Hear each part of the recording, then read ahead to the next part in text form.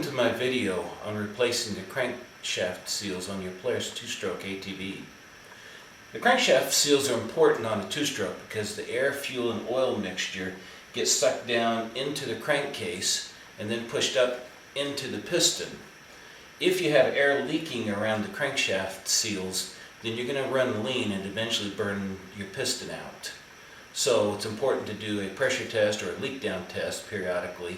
Make sure you don't have any leak around the crankshaft seals. If you do, you'll need to replace those. Okay, before we start, there's two tools that you're going to need. One is a clutch removal tool. Now you can find the removal tool on eBay or Amazon for a fairly reasonable price. I cheated a little bit. I went down to the nut and bolt supply, not Ernst or Home Depot. They don't carry this kind of stuff.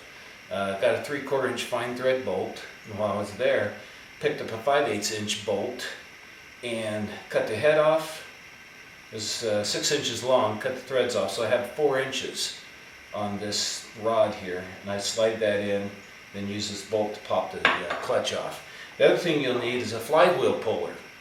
Now you can get those little round steering wheel pullers, which may work. I used to have one, but I wasn't able to test it. I made my own. But you'll need some type of a puller that will bolt on to a 3-bolt pattern.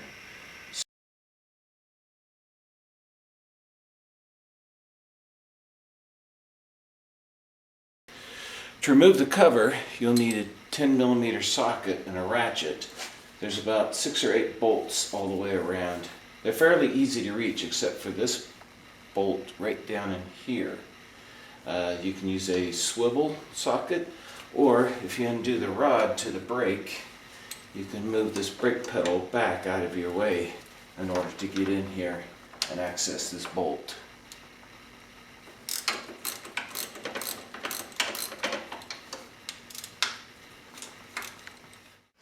Once you have the bolts removed, you'll need to tap on this in order to remove the cover because it's sealed with some gray moto seal.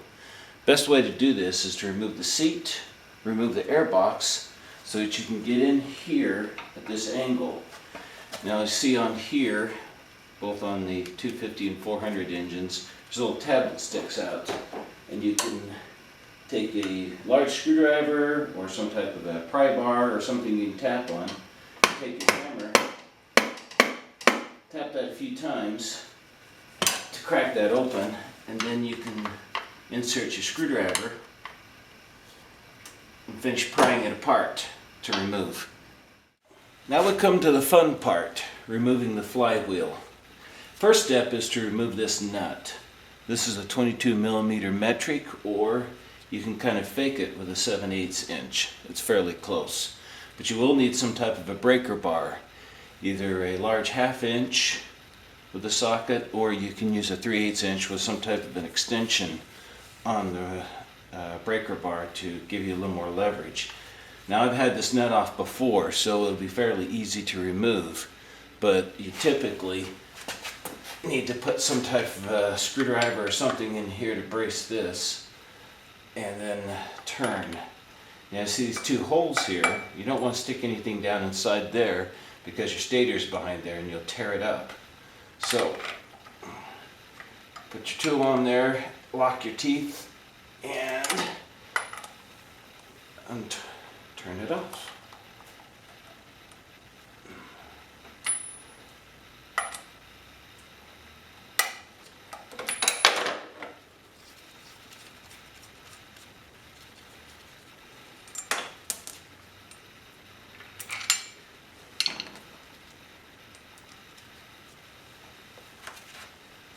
Okay, and then you're ready for the next step.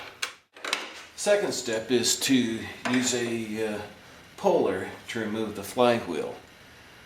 On the 350 and 400, you'll need to pick up 3 bolts that are 8mm by 60mm long. On the 250 and 300, it uses 6mm bolts that are about 60mm long. So go ahead and put a little bit of oil, 3-in-1 oil on the threads here to make it easier, and then you just want to thread in your bolts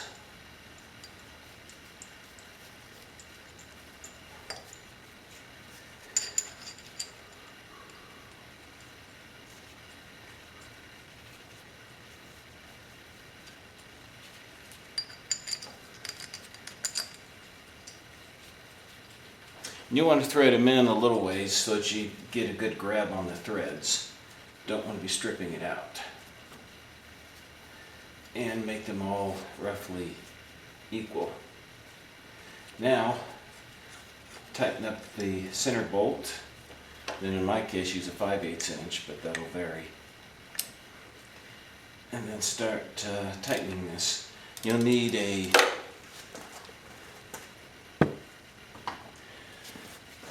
some type of a cheater bar or something to hold this from turning as you're tightening this. Now, I've had this off before, so it'll come off fairly easy. Typically, you'll need to do this in steps. You'll need to tighten this bolt up, get some nice tension going here, and then tap around the flywheel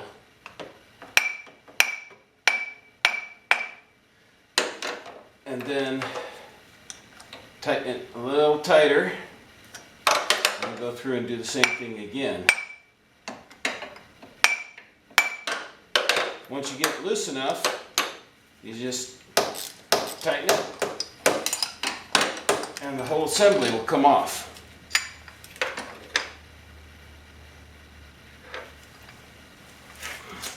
Now you need to remove the stator. Typically the stator is held in place by 3 Phillips screws. On some of the older Polaris ATVs it uses a number 2 Phillips, smaller heads. Some of the newer ones have a flanged Phillips and it uses a number 3. If you use a Phillips screwdriver that's too small, you'll quickly strip out the head and then you'll be in real trouble. Now on a 250, over here you'll find a timing mark, and you'll want to make sure that you mark the stator so that you can line it back up. On a Polaris 350 and 400, the stator mark is here at the top. So you want to start with this screw. And since if you have an impact wrench, this is really the best way to remove these, because you need to put a little bit of stress on it as you turn it. Best method I've found is to put some leverage on the screws. Again, I've had these off before, so they'll come off pretty easy. But tap slightly as you turn.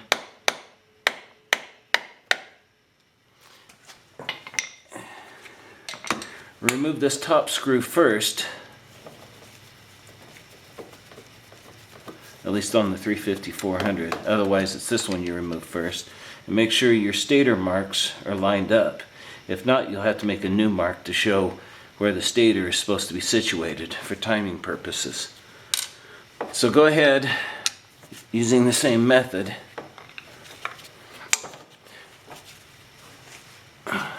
tap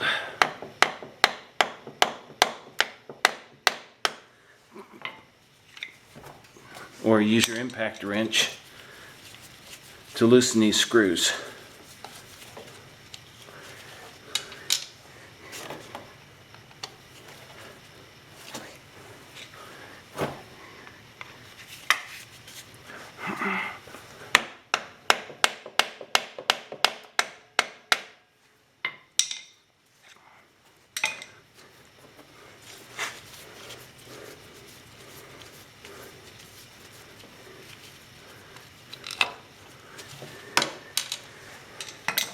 Now move the stator out of the way so you can continue working. Okay, if you have a Polaris 250 or 300, you can skip ahead a little bit. If you have a 350 or 400, then let me introduce you to your nemesis, which is this slotted nut that blocks access to the seal. There is a tool that's available only to Polaris dealers typically for taking the slotted nut off.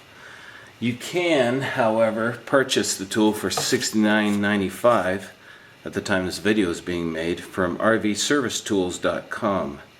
The order number is 220203. Another option you can try that I saw recommended is using a punch tool to knock this nut loose. However, it's fairly tight. You'll also need to reattach the driver clutch and brace it on the other side of the ATV in order to keep the crankshaft from turning while you're trying to get this nut off. Now in my case, since I had some extra steel laying around that fit the bill, I was able to make my own tool. Most likely you won't have this option. So you put this on. You, in my case, take a big crescent wrench, and I've already loosened this nut, so this is going to look pretty easy, but in reality I had to put a cheater bar on my crescent wrench in order to give enough leverage and carefully brace the driver clutch on the other side to keep it from turning and give it a lot of pressure. But it is reverse threaded, so you will be turning it clockwise to remove the nut, like this.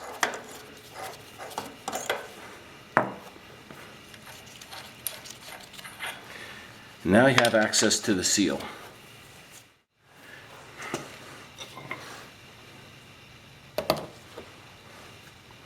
Okay, here's your seal. Now I've yet to find a good, clean, easy method for removing seals like this. The only rule, basically, when you try to remove these is to make sure you don't damage the edge around the seal so that it starts leaking. Typically, I will take a small flat blade screwdriver, tap it in,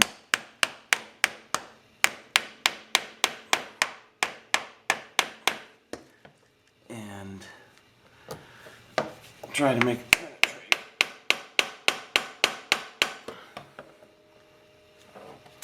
Basically, the goal is to get in here and pry the seal out like that. And behind here you can see your crank bearings. Now on a Polaris 350 and 400 there actually is another seal further up inside the engine, but I never replace it for two reasons. One, it's typically sealed in there and doesn't get dirt and other contaminants in it that wear it out. And second, it's almost impossible to reach because you have to remove the counterbalance shaft. It takes a lot of special tools. So typically I'll replace this outside seal and leave the inside seal where it's at. So before you install, you want to make sure you wipe around the inside here, clean that out, then line up your seal. And ideally, you want to have a tool that's about the same diameter as your seal, slip it over and just tap it into place, but you rarely have that. So the second best option is use a small wooden block where you can tap the seal into place. And it does take a little bit of fussing to get it to go in, but when you're done, this seal should be flush with the outside here. So just carefully work it around until you can get it worked into place. Once you have the seal in place, replace the stator.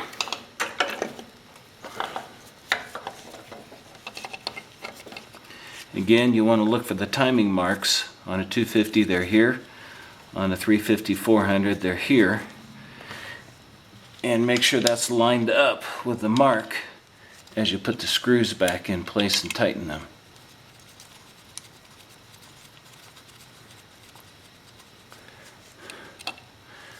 Once you have your screws in place, timing marks aligned, then you want to make sure they're fairly tight.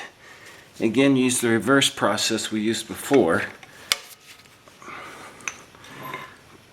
Give yourself a little bit of leverage and then tap slightly as you tighten to ensure that the screws won't come loose later on.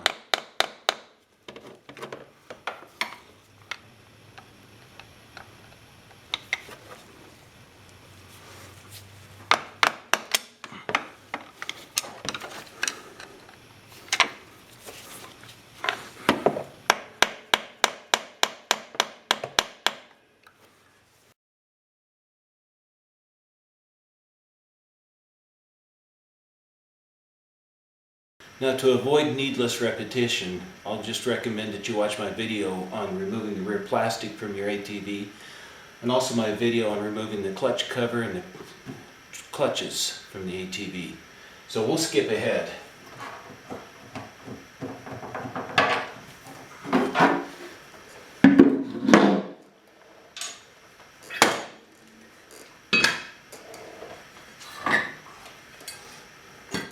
To access the crankshaft seal, you'll need to remove this ring, which is held in place with 4 Phillips screws.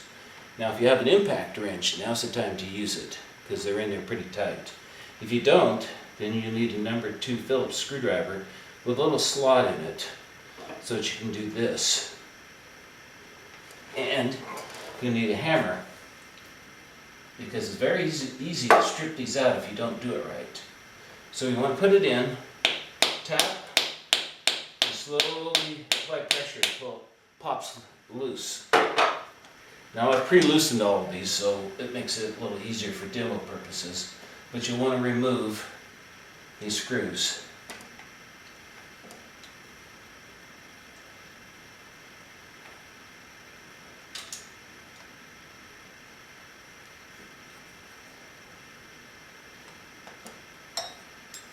And remove the ring. Now I'm going to go ahead and finish taking this panel off because I need to do some additional work, but this is all you need to access this crankshaft seal. Remove the seal on the PTO side, similar to how we removed the seal on the Stator side. Take a screwdriver or small tool and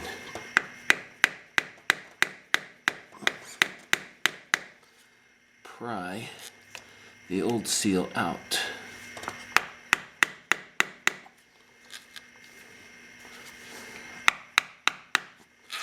Without damaging this part. Take a shop towel or similar rag, kind of wipe around to make sure you don't pick up any dirt as you're putting this seal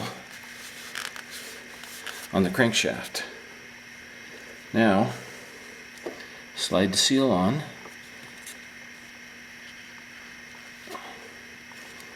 And then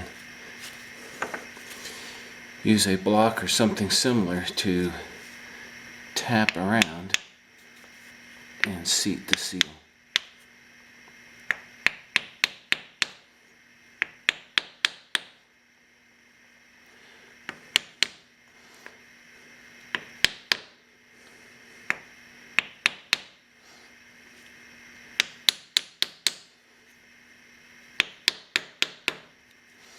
And you want to have the seal on this one, you want to have it flush with the edge.